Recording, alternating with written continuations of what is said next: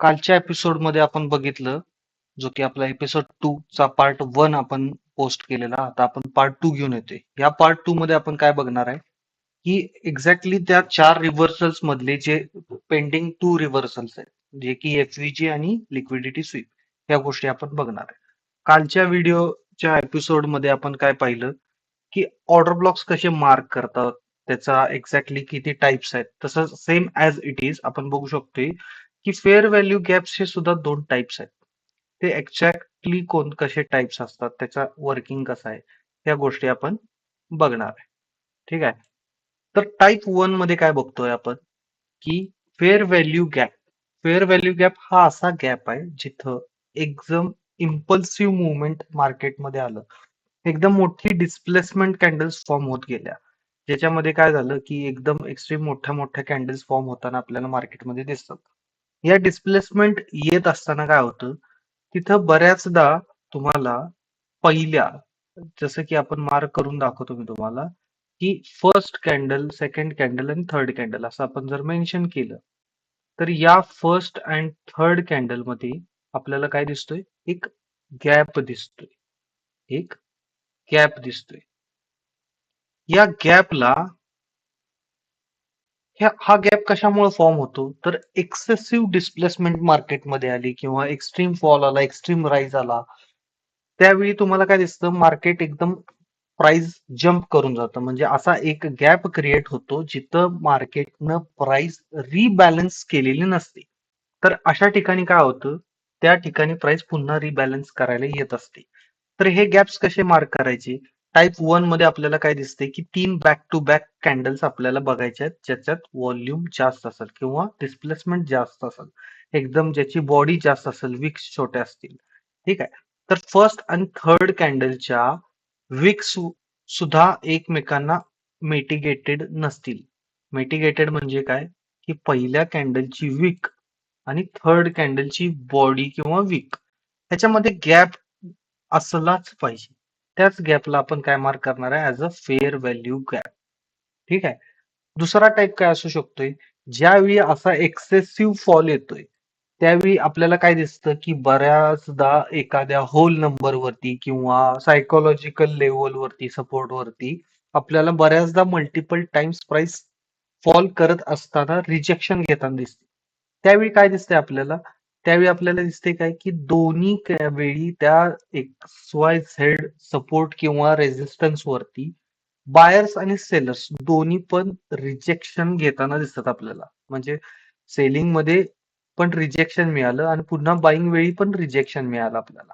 तर त्यावेळी काय होतं, दोन विक्स एकमेकांना मिटिगेट होतात, पण त्यांच्या बॉडीज मध्ये क्लोजिंग मिळालेलं नसते किंवा बॉडीज मध्ये तुम्हाला गॅप दिसून येत नाही. पण त्या दोन्हींच्या विक म्हणजे असा पर्टिक्युलर एरिया बघ दिसतो आपल्याला, जिथं बायर्स आणि दोन सेलर्स या दोघांना पण रिजेक्शन मिळाले. ठीक आहे. आता आपण गोल्डच्या डेली टाइम फ्रेम वरती जर बघितलं, फेअर व्हॅल्यू गॅपचं एक्झाम्पल बघायचं म्हटलं, तर आपल्याला काय बघायला मिळते, की गोल्डचा जो डेलीचा चार्ट आहे, त्या डेलीचा चार्ट मध्ये सुद्धा आपण बघू शकतोय, की प्राइस जेव्हा रिजेक्शन घेत आहे, जिथून रिजेक्शन घेतलं प्राइस, ती लेवल सुद्धा एक काय होती, एक फेअर व्हॅल्यू गॅप होती. कसा फेअर व्हॅल्यू गॅप होती, तिथं जी फॉर्म होणारी कॅन्डल आहे, जसं की या ठिकाणी तुमची पहिली कॅन्डल कोणती होती, तर पहिली कॅन्डल ही ग्रीन कॅन्डल होती. नंतर सेकंड कॅन्डल कुठं होती, ही सेकंड आणि ही थर्ड. आता काय दिसते आपल्याला, या 3 कॅन्डल मध्ये फक्त आपल्याला बघायचं आहे. या 3 कॅन्डल्स मधनं फक्त आपल्याला आता बघायचं आहे. तर या first, second and third candle मध्ये फर्स्ट कॅन्डलचा हाय, जो की कोणता आहे, हा त्याचा हाय आहे. ठीक आहे. आणि थर्ड कॅन्डलचा लो, याच्यामध्ये तुम्हाला गॅप दिसतोय का, तर 100% दिसतोय. प्राइसनं काय केलं, हा जो बनणारा फेअर व्हॅल्यू गॅप आहे, हा पुढे जाऊन रिबॅलन्स केला. काय केला, रिबॅलन्स केला आणि प्राइस इथं स्टॅप करून निघून गेली. मग या गोष्टीला आपण काय म्हणू शकतो, की हा एक आपला रिव्हर्सल पॉइंट आहे. त्याच्यानंतर त्याच्या पण आधी आपण जर बघितलं, तर काय दिसतंय आपल्याला, की प्राइसनं इंड्युसमेंट घेतला. प्राइसने इंड्युसमेंट घेतली, पण रिट्रेसमेंट प्राइसनं कुठून घेतली, प्राइसनं त्याच्या खाली. जो एक फेअर व्हॅल्यू गॅप क्रिएट झालाय. जसं की आपण ही फर्स्ट कॅन्डल आणि या थर्ड कॅन्डल मध्ये एक गॅप फॉर्म होताना बघितलं आपल्याला. ठीक आहे. या कॅन्डलचा हायएस्ट पॉइंट आणि या कॅन्डलचा लोएस्ट पॉइंट याच्यामध्ये गॅप फॉर्म होताना दिसतोय. तर या गॅपला आपण काय मार्क करणार as a fair value gap आणि आपल्याला काय बघायला मिळते की प्राइस एक्झॅक्टली तिथूनच टॅप करून निघून जाते. सेम ऍज इट इज जेव्हा आपण बघतोय बऱ्याचदा आपल्याला काय दिसतं की प्राइस मध्ये येणारा जो एक्सेसिव्ह बाईंग आहे, बऱ्याचदा आपण वेट करत बसतो की प्राइस आपली ऑर्डर ब्लॉकला टॅप करायला येईल, पण प्राइस काय करते त्याच्यावरती असणारा फेअर व्हॅल्यू गॅपच घेऊन जाते. मग एक्झॅक्टली यातला फेअर व्हॅल्यू गॅप चालणार की ऑर्डर ब्लॉक चालणार या गोष्टींसाठी आपल्याला सेपरेट एपिसोड्स येतील. आता जस्ट फक्त आपण बेसिक कॉन्सेप्ट समजून घेऊ आणि स्टेप बाय स्टेप आपण पुढे जाऊ. ठीक आहे. अजून जर आपण बघितलं तर काय झाले इथं सुद्धा सेम सिनेरिओ आहे. या फर्स्ट अँड थर्ड कॅन्डल मध्ये एक आपल्याला फेअर व्हॅल्यू गॅप दिसतोय. ही फर्स्ट कॅन्डल आणि ही थर्ड कॅन्डल. याच्यात काय दिसतोय आपल्याला फर्स्ट कॅन्डलचा हाय, फर्स्ट कॅन्डलचा हाय अँड थर्ड कॅन्डलचा लो.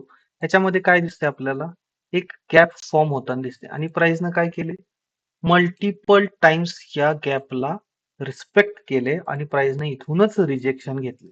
त्या गॅपला आपण काय मार्क करतोय as a fair value gap. म्हणजे काय की इथं एक्सेसिव्ह बाईंग झालं. ते बाईंग होत असताना प्राइसनं जम्प केलं, तिथे एक गॅप तयार झाला. तो गॅप रिबॅलन्स करायला प्राइस पुन्हा त्या सेम फेअर व्हॅल्यू गॅप मध्ये आली, तिथून रिजेक्शन घेतलं आणि आपलं स्ट्रक्चर कम्प्लीट केलं. ओके. आता सेम ऍज इट इज बऱ्याचदा आपल्याला काय दिसतं की प्राइसनं आपण बोलतो की डबल बॉटम डबल टॉप या सारख्या पेअर्स आपल्याला ऐकायला मिळत असतात. ह्यावेळी एक्झॅक्टली काय होत असतं की एक्झॅक्टली जेव्हा प्राइस एखादं स्ट्रक्चर फॉर्म करत असतं त्यावेळी प्राइस तुमच्या स्वतःचाच हाय स्वीप करून प्राइस मध्ये डिस्प्लेसमेंट येत असते. मग तो चॉच पॉइंट असेल जसं आपण स्टार्टला बघितलं तसं चॉच पॉइंट असू शकतो किंवा extreme low confirm low sweep करून प्राइस बाईंग मधून सेलिंगला जात असताना लिक्विडिटी स्वीप होत असेल. पण एक्झॅक्टली लिक्विडिटी स्वीप होत कशी असते हे समजून घेण्यासाठी एक जस्ट एक्झाम्पल म्हणून आपण याचा उपयोग करणार आहे. तर यावेळी काय होत असतं की इथं जी कॅन्डल फॉर्म होणारी कॅन्डल आहे या ठिकाणी फॉर्म होणारी जी कॅन्डल आहे या कॅन्डलचा हाय या कॅन्डलचा हाय त्याच्या नेक्स्ट कॅन्डलनं काय केलेला असतो स्वीप केलेला असतो आणि प्राइस मध्ये आपण जसं बघतो तसं आपल्याला काय माहिती आहे की प्राइस मध्ये एखादा लो किंवा हाय कन्फर्म केव्हा होतो ज्यावेळी त्या लोला क्लोजिंग मिळतं, त्या लेवलवरती आपल्याला काय मिळतं क्लोजिंग मिळतं. आता सपोज इन केस आता आपल्याला इथं असं दिसते की प्राइस मध्ये एक छोटीशी विक फॉर्म झाली. तर या ठिकाणी काय झाले डबल बॉटम किंवा डबल टॉप समजून घेऊ एक छोटस एक्झाम्पल सगळ्यांना समजून घेण्यासाठी. ठीक आहे.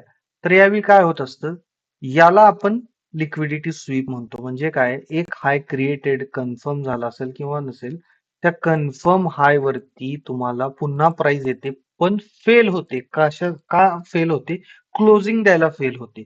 तर त्या गोष्टीला आपण काय म्हणतो लिक्विडिटी स्वीप. त्याच्या वरती म्हणजे या जो पहिला हाय क्रिएट झालाय या हायच्या वरती जी लिक्विडिटी प्रेझेंट होती ती जस्ट स्वीप केली आणि प्राइस न डिलिव्हरी स्टार्ट केली. त्या गोष्टीला आपण काय म्हणतो लिक्विडिटी हंट किंवा लिक्विडिटी स्वीप असं सुद्धा आपण म्हणू शकतो. लिक्विडिटी स्वीप हे मेनली काय करत असतं तर लोकांचे स्टॉप लॉस हंट करून म्हणजे जे सेलर्स इथून ऍक्टिव्ह झालेत या सगळ्यांच्या प्राइसनं काय केलं सिम्पली त्यांचे एसएल्स उडवले, लिक्विड त्यांचे एसएल सगळे स्वीप केले आणि प्राइस त्याच्या डिरेक्शन मध्ये कंटिन्यू मुवमेंट द्यायला स्टार्ट झाली.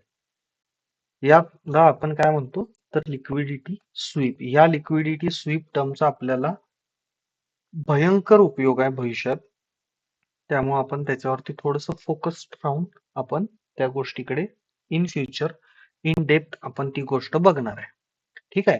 आता आपल्याकडे काय झाले आपल्याकडे झाले 4 रिव्हर्सल पॉइंट्स. आपल्याकडे झाले 4 रिव्हर्सल पॉइंट्स. त्या चारही रिव्हर्सल पॉइंट्स मध्ये एक्झॅक्टली आता आपल्याला वर्क काय करणार आहे हे आपण फाइंड आउट कसं करणार, की एक्झॅक्टली माझं आता प्राइस रिव्हर्स करताना आयडीएम वर्क करणार आहे, डिसिजनल वर्क करणार आहे, ऑर्डर ब्लॉक्स वर्क करणार आहेत, फेअर व्हॅल्यू कॅप वर्क करणार आहे, की प्राइस सरळ सिम्पली लिक्विडिटी स्वीप करून जाणार आहे. तर हे चारही ऑप्शन्स मधील कुठला एक्झॅक्ट ऑप्शन आपल्यासाठी उपयोगाचा आहे, या गोष्टीसाठी आपला नेक्स्ट एपिसोड तुम्ही नक्की पहा. त्या एपिसोड मध्ये आपण पूर्ण यामध्ये 50% तरी ऍटलिस्ट रिड्यूस करू आणि स्टेप बाय स्टेप पूर्ण क्लिअरिटी येऊपर्यंत एक्झॅक्टली यातलं कोणता रिव्हर्सल चालणार, प्राइस एक्झॅक्टली कुठल्या लेवलवरून रिव्हर्सल होणार, या सगळ्याबद्दल आपण स्टेप बाय स्टेप डिस्कस करू. आपल्या व्हिडिओला मला मोटिवेट करायला आपल्या चॅनलला सबस्क्राईब करा, लाईक करा आणि जास्तीत जास्त शेअर करा. थँक्यू.